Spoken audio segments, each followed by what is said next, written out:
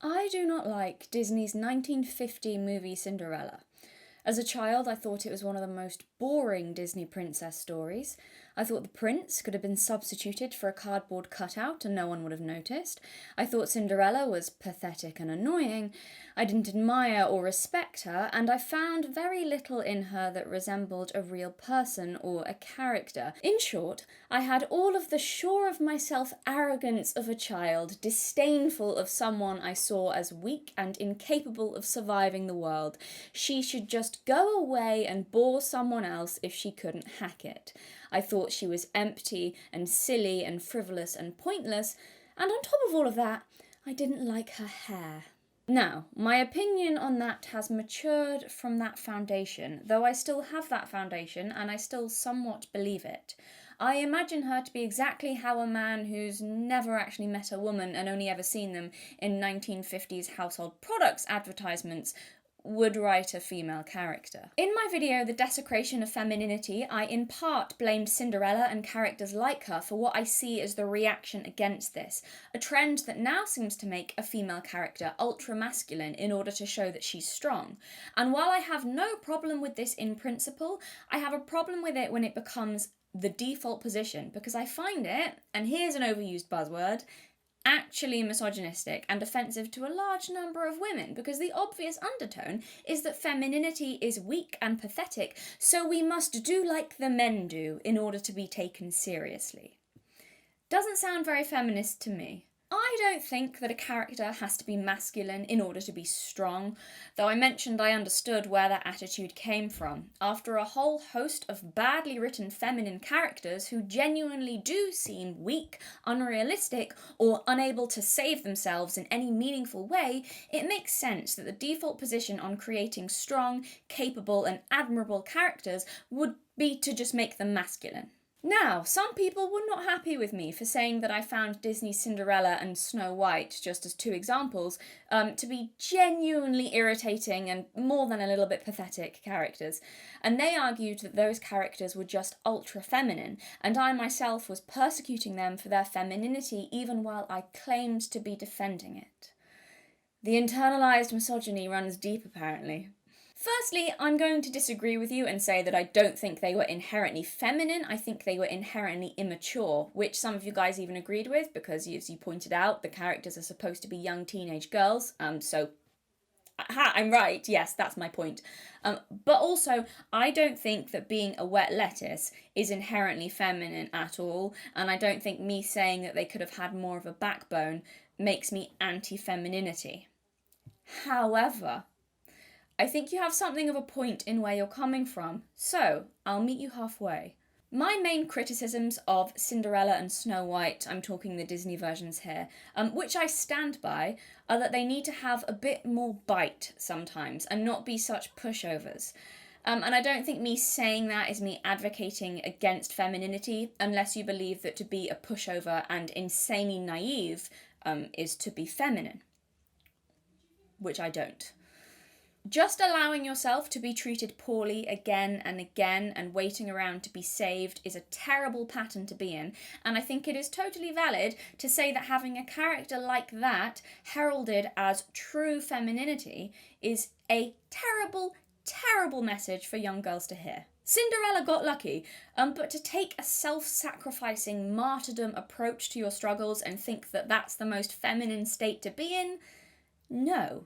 That's not the essence of femininity. I would describe that as unbalanced, fractured, immature, or incomplete femininity.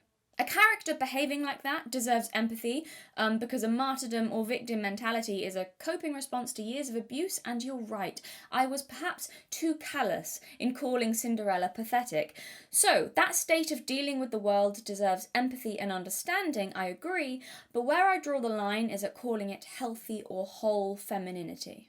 I think there's a danger in praising that behaviour as being inherently morally good or pure or the true feminine, because I think women are actually more prone to justify being treated badly by other people and telling themselves that it's what they should do because they just want to be good or nice or sweet. I've seen women stay in terrible situations because of that martyrdom mentality. The whole, I will put up with this suffering and I will transform it into something beautiful through my goodness. My ability to love something difficult to love will be a sign of the awesomeness of my feminine power. And that is not a healthy mindset to be in. No, you can stand up for yourself, you can refuse to drink poison, and that doesn't take away from your femininity. I think the idea that masculinity is the default of strength is a reaction against the Disney-fied idea that to be truly feminine is to cry loudly and often, to not set boundaries, to put up with being abused and mistreated and never complain, to prove your own inner goodness and purity, to not do anything to get yourself out of a shit situation except cry and cross your fingers that a prince will turn up. The message that to always be sweet and always a pushover is how women are supposed to be, silly.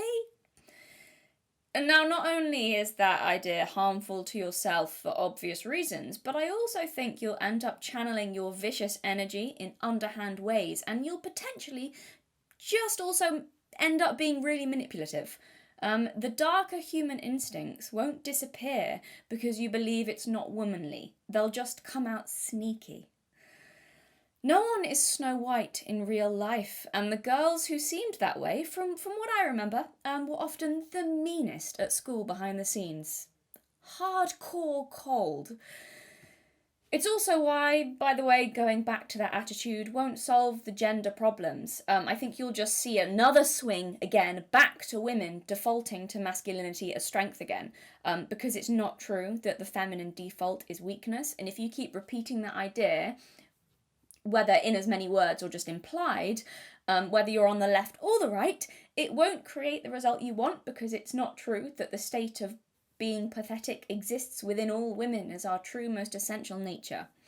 The over-masculinization of women that I hear people on the right constantly bemoaning, I seriously doubt that would ever have happened if femininity wasn't consistently equated with being pathetic or weak.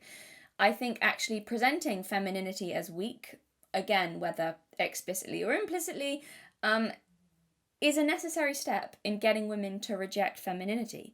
So if you want feminine women, stop disempowering or degrading femininity and implying that it makes us inferior or pathetic or unable to properly function. You're pushing women away from it and not closer to it. Just some friendly advice there from the female psyche. No one likes to feel powerless or patronised, and if that's the fruit femininity yields, why would anyone want to be feminine? Slight tangent there, but my point being that trying to force femininity into this small box of just smile nicely and don't cause a fuss, it's a very shallow interpretation, that's probably bad for everybody. Contrary to popular belief, women aren't just made of sugar and spice and all things nice. We mostly are, just not completely. And some people, I think, need to realise that women are human beings too, and that the idea true femininity is a state of being a permanent pushover is not only kind of sexist, but it's also just pretty sodding stupid, and likely to result in a pressure cooker that at some point just explodes. It's not the natural state of women to be airheaded and sweet all the time. Some of you have clearly been watching too many princess movies if you think that's the case. All that being said, that kind of message in there is what I dislike, which is why I dislike some of the old Disney heroines. It's why I admire a character like Galadriel, not new Galadriel, proper OG Galadriel.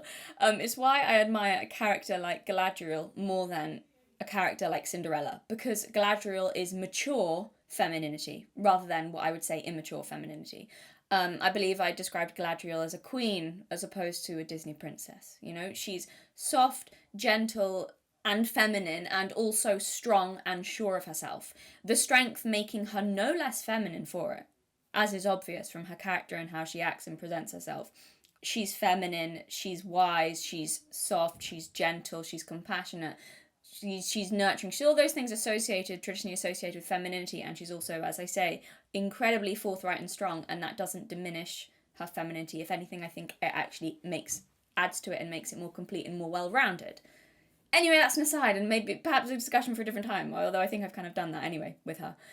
Anyway, all of that being said, I do also think that there's another angle to look at this from, because those defending Cinderella have a point. If we take Disney's 1950 Cinderella as the pinnacle of a good female character, I still kind of hate it.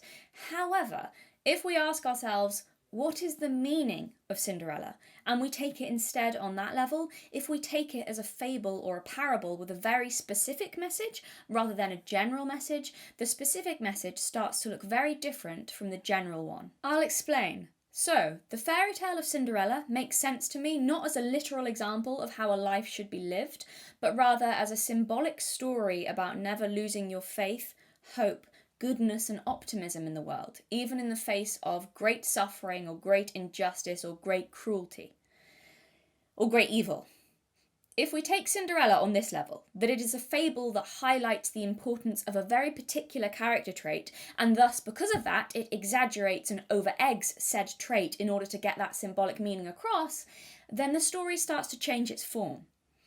It looks less like the story of a girl who did nothing, got pushed around, and just waited for a prince to come and save her because she was pretty, and it starts to look more like a tale, instead, about the great strength in not allowing yourself to become hardened by the world, even if that world tries to tear you apart.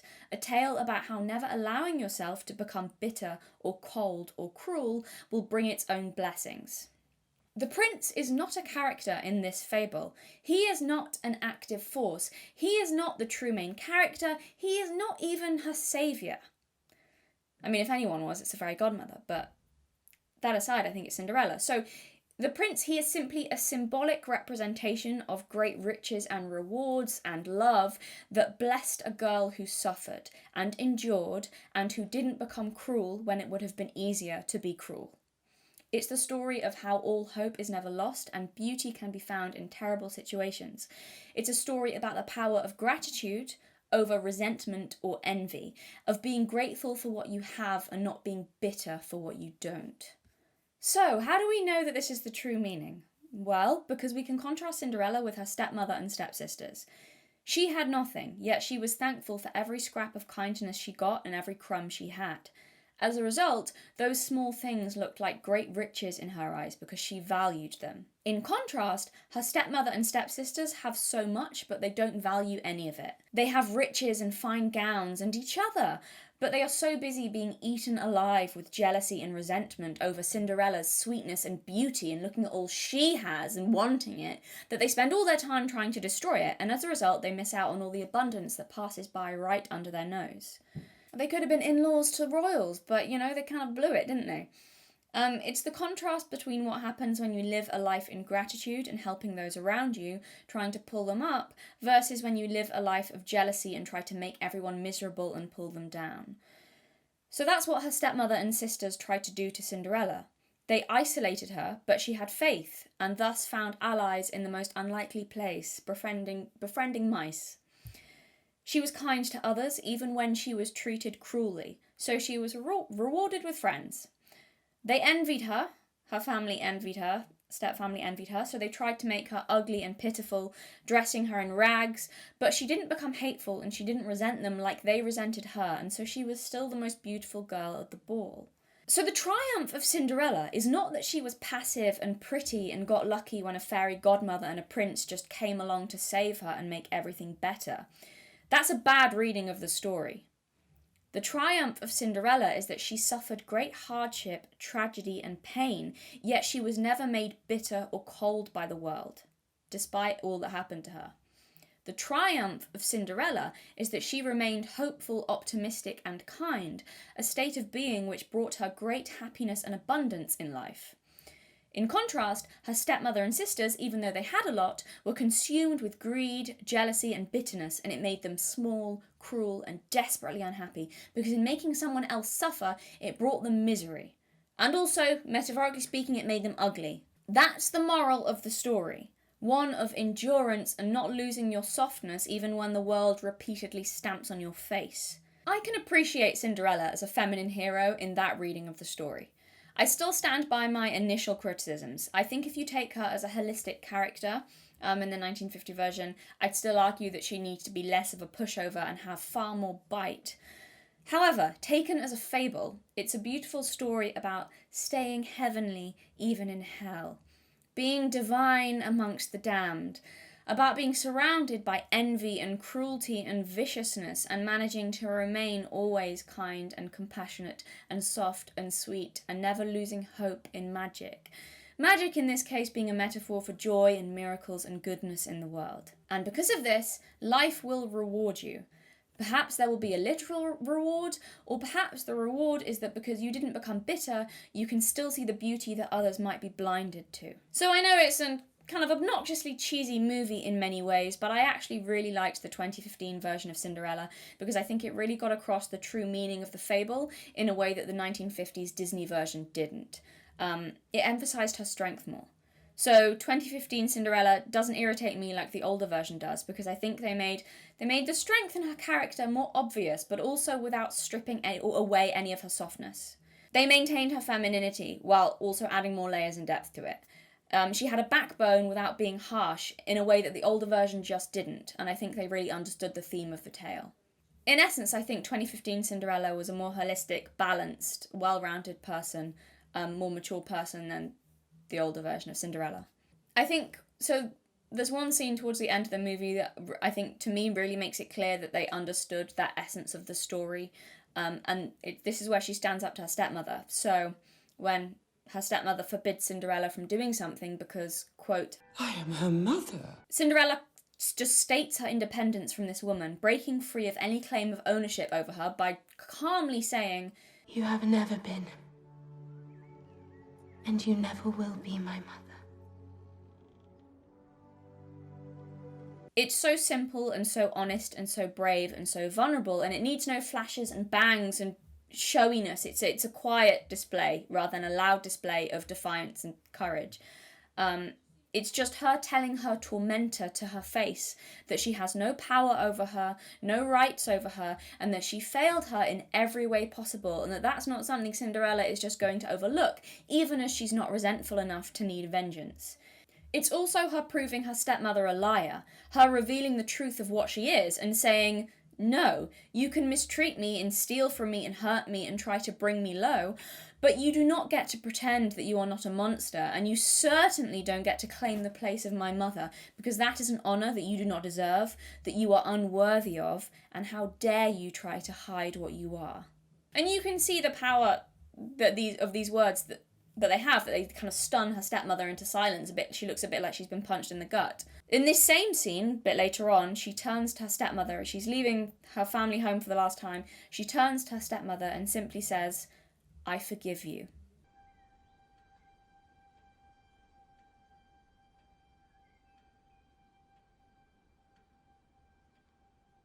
I forgive you. So this is really important, and it says several things. First of all, it's an acknowledgement that she was wronged.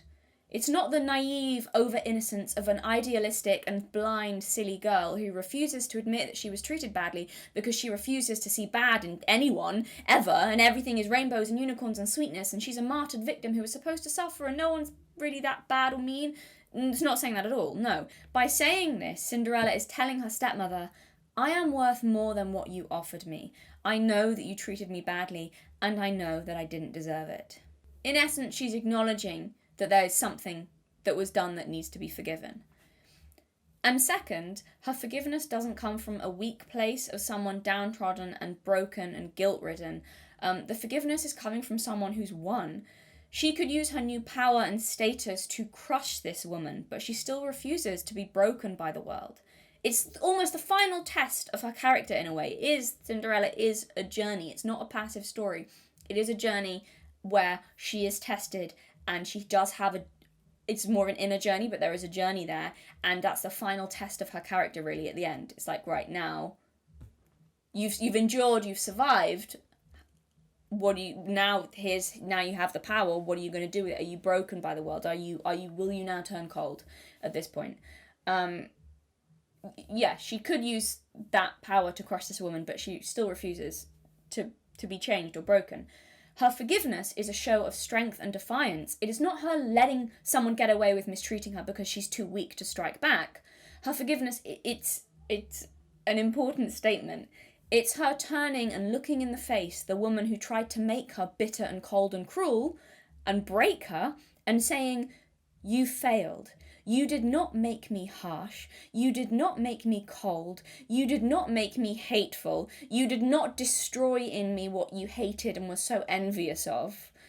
I am unchanged and happy despite everything that you tried to do to me, and I forgive you." And in that moment, that's actually the most powerful and liberating thing that she could do. And it's also the best revenge, because Cinderella becoming happy and blooming is her stepmother's worst nightmare, because the envy has already been eating her alive. So that scene, those two moments of her standing up for herself, the "you are not my mother" and then the "I forgive you," they're her standing up for herself in a way that shows such quiet strength that I think really demonstrates the true essence of her character. At first glance, unremarkable, quiet, doesn't seem outwardly strong, but actually revealing a great well of quiet, eternal, and enduring strength beneath the surface. So the 2015 version really expressed that in a way that made it clear that her goodness was because she was strong and not because she was weak. It wasn't that she couldn't bite, it was that she chose not to. Unlike 1950 Cinderella, who I did get the feeling just... I'm sorry, I still think she was kind of useless. So, yeah, I don't think the 1950s version got that essence of Cinderella across nearly well enough. And it actually takes away from her goodness in implying that she can't bite. It takes away from the goodness of her character. It's like, no, she can. She is strong, she's capable, and she looks and she chooses not to. And the motto that the 2015 version of Cinderella repeated again and again throughout, the words that her mother told her before she died, and all her whole life, she told her whole life, and the words that Cinderella lived by, were, "Have courage and be kind." And the have courage part is just as important as the be kind part. And it's also what makes the kindness possible. I'm just now realising this, that I think Cinderella is kind of partly my philosophy that I've explained in the past about kindness and courage and strength going hand in hand. And yeah, this is kind of what that story says. Goes at it from that angle. So the fact that Cinderella is just as brave and courageous as she is sweet, and that her kindness is a result of her bravery and strength, and not, as it's unfortunately been presented in the past, a sign of her being unable to speak up for herself. Which I do think the older version aired too much on that side of things. So Cinderella is a fairy tale about a girl who suffered long and horribly, who lost everyone she loved, and who through it all held her centre, was unbreakable, absolutely did not allow bitterness to creep in, and she just held and endured and remained always kind. And that is a story of immense strength and courage that few people possess, I think, and that's why she's deserving of her own fairy tale, why she's a feminine hero, and why she was rewarded with abundance, joy, and love. She demonstrates heroic character traits. They're feminine heroic character traits, but they're still the traits of a hero, which is why she gets her own story. It's, in that way, it's equivalent to a masculine heroic story, just in a different way. It's not a story of, I'm going to sit around and one day my prince will come. I see it in part, actually, as a spiritual story about how her sacred essence, uncorrupted by the world, made her able to transmute the filth around her into light. She didn't pass on the cruelty that others gave her. Instead, she transformed it into compassion. She didn't punish the world with more suffering just because she suffered. This, by the way, and here we kind of come full circle, this, by the way, is the truth behind the phrase, "Men must become and women just are." Shout out to all of my red pill boys. How you doing? You alright? Cinderella is the quintessential women just are story, but not in the way that someone like my good old pal Terminator Tomato would describe it. The section of my video, by the way, where I go over his argument that women just are, therefore heroes' journeys never work for women, which obviously is a ridiculously stupid take, that should be up on Patreon soon. But I hope from what I've said that it's already obvious that yes, there is actually a level of truth to that statement. But when talking about femininity as a concept and not womankind as a whole or individual women, it's kind of a discussion for another time, I suppose. But so the truth in the statement, women just are, beyond the reproductive angle, because yes, I know there's the reproductive angle side argument to that, but beyond the reproductive angle, the truth in that statement, it's not the shallow truth that I've heard people on that side of things strip it down to. By that side of the, that side of the culture war, the political, the internet, you know what I mean.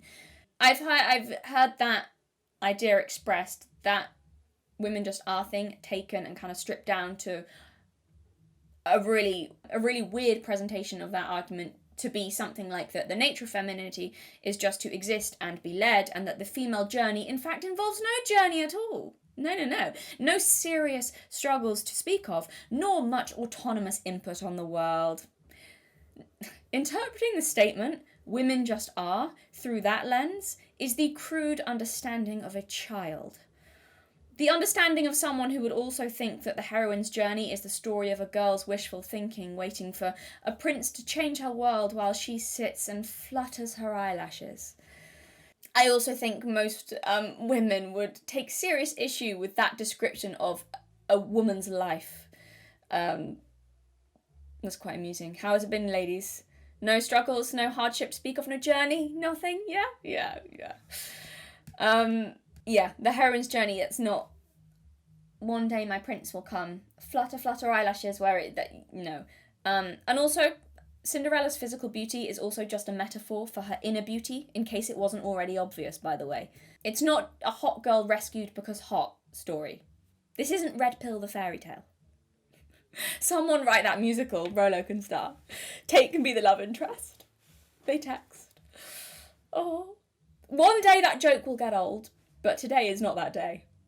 A deeper understanding of the truth in the statement, women just are, because there is a ring of truth to it. I know there's the reproductive angle, but there is also a ring of truth to that more generally, despite how it has been misused and misapplied by idiots who use it to argue that women should naturally have little power or agency or journey in the world.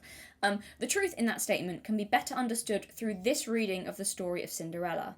Her story is not a story about a pretty young girl rewarded for being obedient, meek, pretty, and young, and that to just be is easy, which seems to be that very childish understanding of that statement that I see from certain people. Rather, it is a story about how difficult it is to just be in the truest sense of the word, in the truest sense of being. It's a story, like so many heroines' journeys, and you see this theme come up a lot, which is why it's not just specific to Cinderella. It's a story like so many heroines' journeys about endurance, about immense suffering or endurance, of course, going naturally hand in hand with being.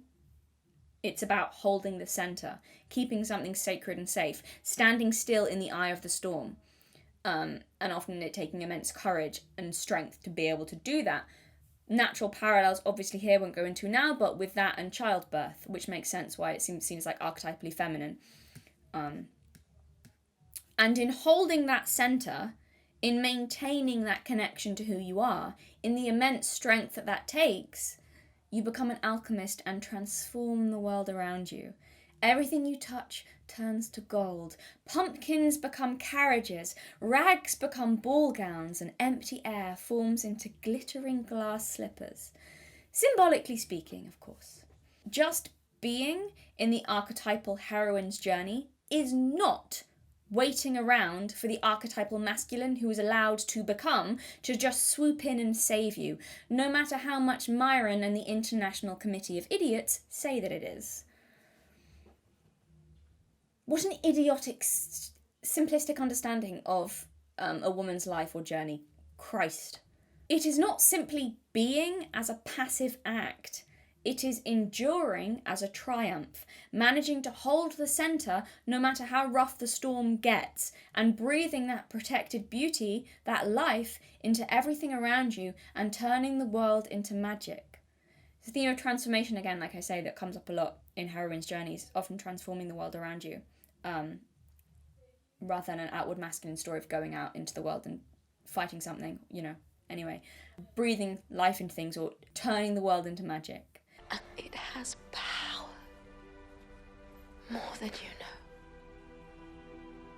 And magic. Magic, truly. Have courage and be kind, my darling. Descending into hell, but remaining a source of something divine, and never letting that source of something divine, become corrupted, no matter how brutal it gets. There's a journey there. There is a journey there. There's an inner journey of enduring and transforming, contrasted with a traditional masculine story of outward becoming. That's also why James Corden's remake was an abomination, because he thought Cinderella was actually all about being a girl boss, and his Cinderella runs an Etsy small business when she's not being abused, hashtag so quirky, and his was the first Cinderella who was a strong feminist character, according to, oh that's right, himself, just ignoring all of the other fantastic Cinderella retellings before him, of which there are many, but no, his was the best because it was actually secretly about Meghan Markle or something, so we're supposed to pretend that his tacky and shallow interpretation is more profound than the original fairy tale because she walked away from the throne to do fashion! Thank you, James, for butchering a meaningful symbolic story in your ignorance and arrogance to save the Whammons and be the bestest feminist in Hollywood. God, I hate you so much, James. Don't come back to England, James. Don't. It's been so quiet since you left. You're so loud, James. Why are you so loud? It's been years since I've heard your incessant, attention-seeking shriek echo across the moors at night. Why do you do the things you do, James? Why? Stop hip-thrusting in furry costumes, James. How could you do this to us? It hurts me. It hurts me. It hurts me so bad, James. We had an empire, James. An empire. And now you besmirch our name in foreign lands. How could you do this to us, James? How? We used to hang people as traitors, James. Can you see why we did that, James? To stop this sort of thing from happening, James. On that note, why not join my cult? Club. Cult? Club. Cult? It's a secret club over on Patreon where I'll talk more on the topic of this video in particular. I'll expand on this theme of endurance and maintaining your goodness, kindness, strength, even in the face of cruelty. It's a theme I see a fair bit in stories centering female characters. And there's obvious comparisons to draw there with childbirth, endurance, like the feminine story of life, a woman's journey through life. Well, I'm going to talk more stream of consciousness over there on some of this topic. And also that theme of descent. As I said, it's like a journey into something, into hell, into something bad, and then transformed out again, a rebirth out again, which... That's not my idea. That's not my thing. That's Erin again. She's so smart, that girl.